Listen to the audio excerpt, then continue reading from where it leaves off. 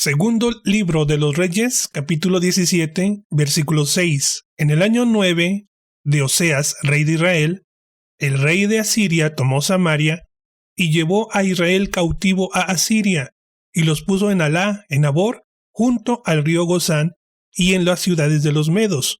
Versículo 18. Jehová, por tanto, se airó en gran manera contra Israel, y los quitó de delante de su rostro, y no quedó sino solo la tribu de Judá. Pero ni aun Judá guardó los mandamientos de Jehová su Dios, sino que anduvieron en los estatutos de Israel, los cuales habían ellos hecho. Y desechó Jehová a toda la descendencia de Israel, y los afligió, y los entregó en manos de saqueadores, hasta echarlos de su presencia. Porque separó a Israel de la casa de David, y ellos hicieron rey a Jeroboam, hijo de Nabat. Y Jeroboam apartó a Israel en pos de Jehová, y les hizo cometer gran pecado. Y los hijos de Israel anduvieron en todos los pecados de Jeroboam que él hizo, sin apartarse de ellos, hasta que Jehová quitó a Israel de delante de su rostro, como él lo había dicho por medio de todos los profetas, sus siervos. E Israel fue llevado cautivo de su tierra a Asiria hasta el día de hoy. Bueno, esto es lo que dice la palabra de Dios, es lo que dice Dios. Vamos a recorrer en la historia el camino por donde anduvieron los israelitas. Entramos en un modo más técnico, más histórico, más arqueológico, para identificar las pisadas de la verdad, por donde anduvo la verdad de la palabra de Dios, caminando sobre la historia del mundo, sobre la historia universal. En este segundo libro de los Reyes, en el capítulo 17, habla precisamente del cautiverio asirio, cautividad de la que nadie predica, de la que nadie habla, y solamente se enfocan en la babilónica. Pero alrededor del año 700 a.C., antes de la llegada del Mesías, Israel fue llevado cautivo por sus pecados, por su apostasía, por el gran imperio asirio. Israel entra en Asiria alrededor del año 700 y vive en Asiria aproximadamente 100 años, y durante este periodo de tiempo Israel adquirió nuevas costumbres, aprendió nuevos idiomas y adoptó una nueva fe, producto de su apostasía pasada, la cual le había causado esta cautividad. La fe de los israelitas estaba débil y el amor por el Eterno, por Jehová su Dios, se había enfriado. De tal forma que cuando el imperio asirio se debilitó, los israelitas ya no quisieron volver a Samaria o a Jerusalén, a la tierra de Canaán, y emigraron hacia Europa occidental y algunos a Asia. Entonces Asiria fue la tumba de Israel, como lo dice el arqueólogo y líder en arqueología, como lo fue el doctor Howard Bennett. La entrada de Israel a Asiria alrededor del año 700 a.C. Y en el mismo tiempo y en el mismo lugar se daba otra migración, la de los anglosajones, la de los escitas, la de los pueblos indoeuropeos y otros pueblos que dieron origen a las naciones europeas, dirigiéndose desde Asiria hacia Europa occidental. Entonces el doctor Howard Bennett dice, no son dos migraciones distintas, es la misma migración. Son los mismos israelitas saliendo de Asiria bajo nombres distintos, con otra identidad. Como lo muestro en este mapa, vemos el recorrido de Israel, marcadas con la línea roja, aunque también hubo migraciones por mar, principalmente de la tribu de Dan, Zabulón y Aser, que eran dedicados al mar, dedicados a la pesca, al comercio marítimo. Incluso la tribu de Dan llegó a Europa mucho tiempo antes que todas las demás tribus de Israel. Lo identificamos en la línea azul, su recorrido, llegando a partes de Grecia, España, Irlanda, las Islas Británicas, hasta llegar a Escandinavia, la actual Dinamarca. ¿Cuáles fueron los nombres con los que salió Israel de Asiria? Israel sale de Asiria con el nombre de SK, que proviene del nombre de Isaac, sin las vocales, SK o SC. Por eso es que en Medio Oriente identificamos a los Sakai, a los Skane y con ese C a los Sakaesuna o los Saxuna, palabra que derivó en escitas y escandinavos.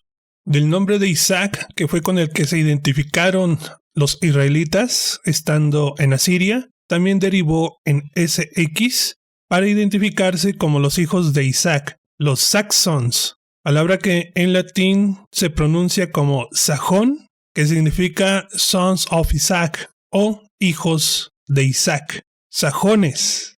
Saxons también se diferencia del saxón alemán, que significa espada, cuchillo o daga. Ese es muy diferente a este significado. Los asirios, mucho tiempo antes de la cautividad asiria, antes de atacar a Israel, tenían contacto con ellos.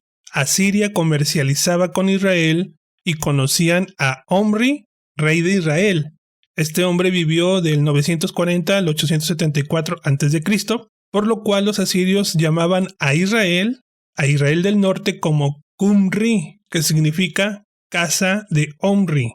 Entonces, cuando llevan a los israelitas a Asiria, les llamaban los Humri, como una H exhalada hacia adentro, o Qumri, Kimbri, Jimbri, con G, Simbri, palabra que derivó en cimerios, ubicados en la región de Crimea, palabra con la que más adelante identificarían a los procedentes de Crimea como los celtas, o sea, Israel.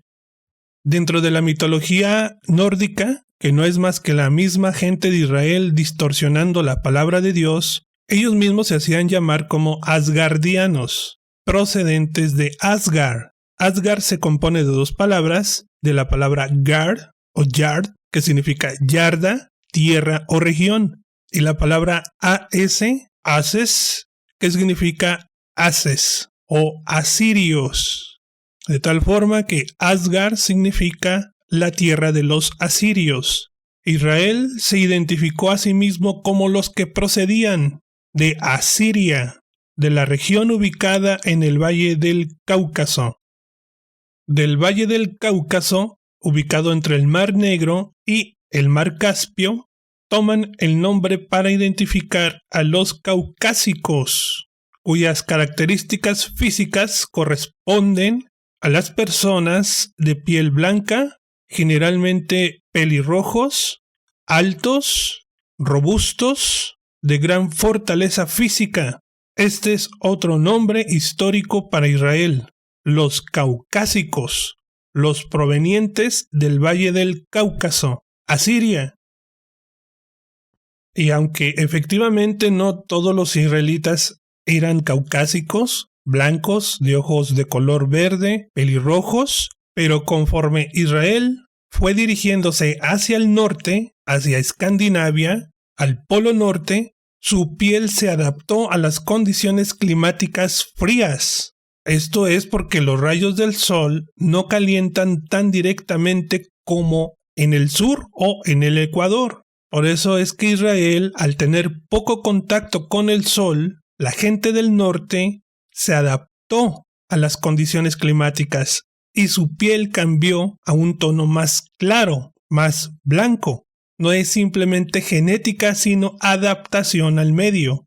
De tal forma que Israel no tiene ninguna relación ni genética ni física con los aztecas, los mayas o todas las culturas mesoamericanas, ni siquiera de nombre. México no pertenece a ninguna tribu de Israel. No hay ninguna evidencia histórica o arqueológica que así lo demuestre. Tampoco de la escritura se profetiza de México, salvo aquella de su necesidad del Mesías, de su necesidad de salvación.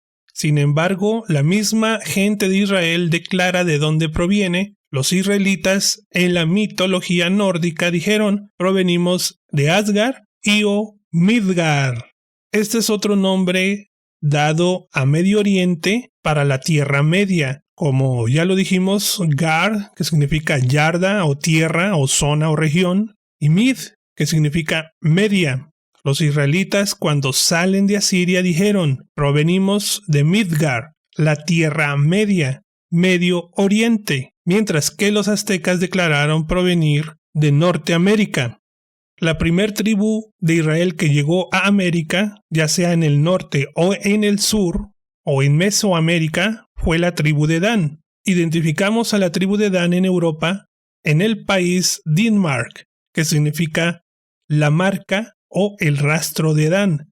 Esto es porque los daneses tenían la costumbre de bautizar a la región a la que colonizaban con el nombre de Dan, su padre, como la costumbre en Jueces capítulo 19 versículo 47 y en Jueces capítulo 18 versículo 29, de tal manera que en Sudamérica localizamos una región que lleva el nombre de Dan, hijo de Israel. Cundinamarca en Colombia, que normalmente se escribe con C, Cundinamarca, pero el nombre real es Kingdom, que significa reino, es decir, el reino de Dinamarca.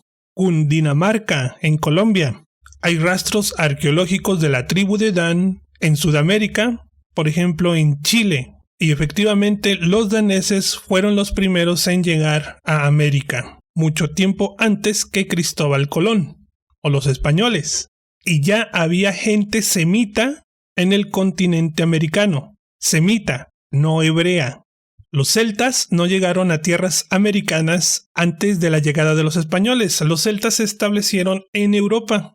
Los celtas, que provenían del Valle del Cáucaso, se identificaban como hebreos. Se establecieron principalmente en las Islas Británicas. Y ahí encontramos otro nombre hebreo para identificar a Israel en estos postreros tiempos: British.